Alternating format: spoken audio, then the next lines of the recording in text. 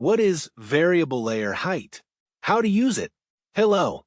In this video, we'll talk about the variable layer height feature in Bambu Studio, which helps balance print quality and print time. In the previous videos, we discussed the relationship between layer thickness and print speed. Now, we'll see how to optimize that knowledge for specific models. The effect of layer thickness. Thin layers equals high detail, but longer print time. Thick layers equals faster printing, but lower surface quality. Is it reasonable to apply the same layer height to every region? Not every part of a model requires the same level of detail. It makes more sense to use thin layers in the detailed areas of the model, doesn't it?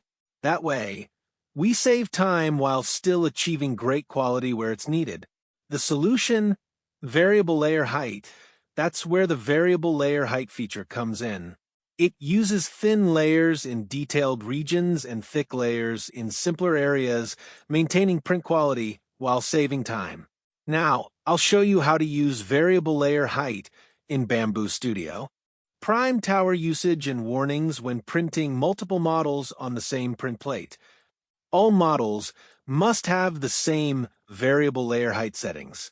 Otherwise, the prime tower cannot be used. Prime tower is a tool that helps clean the nozzle between filament transitions. Note, it is not compatible with organic tree. Supports show the real impact here. I'll compare two prints, one printed with a fixed layer height and the other using variable layer height. They both look similar in quality, but the one with variable layer height printed much faster. Let's take a look at the difference together. In this video, we saw how variable layer height helps us save time without compromising surface quality. But how can we make this setting even more efficient? In the next video, we'll explore how to optimize prints even further using the line width setting. See you there.